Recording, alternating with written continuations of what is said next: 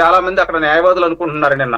అదేవిధంగా remand report లో సతీష్ గురించి కూడా కొన్ని కీలకమైనటువంటి అంశాలు నిన్న రిమాండ్ రిపోర్ట్ లో పెట్టారండి. ఇతను సీసీ ఫుటేజ్ ఆధారంగా అక్కడ రెక్కి నిర్వహించి దాదాపు 100 మందిని విచారించారంటండి. వీళ్ళు 100 మందిని విచారించి సీసీ ఫుటేజ్లు తీసుకొని, అసలు అట్ట కాదండి, అక్కడ కరెంట్ లేకపోతే సీసీ ఫుటేజ్లు ఎట్టా ఐడెంటిఫై చేస్తారండి? దాదాపు ముఖ్యమంత్రి గారి సభలో అక్కడ దాదాపు నాకు తెలిసి ఒక 20 అడుగుల దూరం ఉండిద్దండి ఆ చుట్టుపక్కల మొత్తం. దాంతో పాటు మధ్య మధ్యలో పోలీసులే ఉండాలి ఆ వలయం మొత్తంలో కూడా. చిమ్మ చీకటి, ఏ విధంగా ఐడెంటిఫై చేస్తారండి? పైపెచ్చు ఒక రాయి రాయి రాయి అని 100 సార్లు చెప్పుకుంటా వస్తున్నారు. అసలు ఇందాక మా సోదరు అన్నట్టు ఆ రాయే గురి చూసి కొట్టేవాడైతే ఒలింపిక్స్ పంపించొచ్చుగా అతన్ని. సతీష్ ని ఒలింపిక్స్ పంపిస్తే భారతదేశం గర్వించదగ్గ క్రీడాకారుడు అవుతాడు కదండి. అంటే ఇటువంటి కట్టు కథలు ఈ వైకాపా పార్టీ వాళ్ళు దుర్గారావు గారు బోండా ఉమా గారి ఆఫీస్ లో ఉన్నారు, ఆయనే ప్రేరేపిస్తే ఇదంతా జరిగింది, ఫోన్ స్విచ్ ఆఫ్ వచ్చింది, ఇప్పుడు బోండా ఉమా గారేమో కావాలని ఇరికించడానికి చేస్తున్నారు. వీటన్నిటిని మీరు ఎలా చూస్తారు?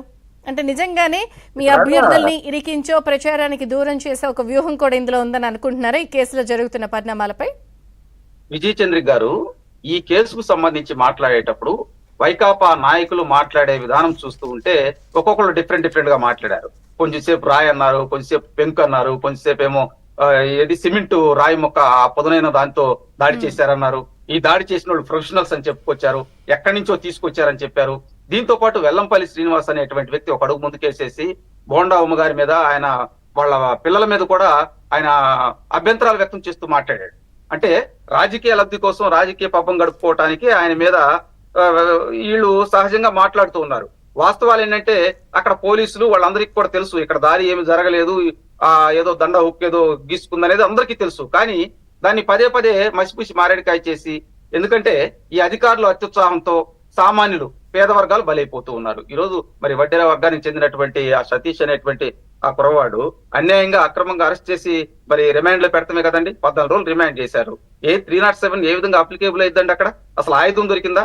అతని మీద దాడి చేసింది అతన్ని ఎట్లా నిర్ధారిస్తారండి? అంటే వీళ్ళు ఏమన్నా దైవాంశ సంయుతులండి?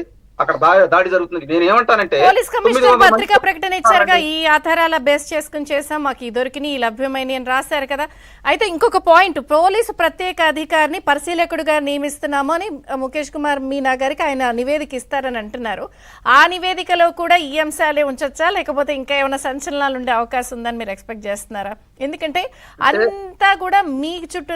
నిన్న సజ్జల్ గారు ఒక మాట అన్నారు, ఏమని, తప్పు చేసినోడు నేనే చేశానని ఒప్పుకోరు ఎక్కడ అని. బోండా ఉమా గారు కూడా అదే అంటున్నారు అనేది వారి వాదన. ఇప్పుడు ఈ రాష్ట్రంలో సజ్జల రామకృష్ణారెడ్డి పెట్టే ప్రెస్ మీట్లు ఎవడు నమ్మడండి.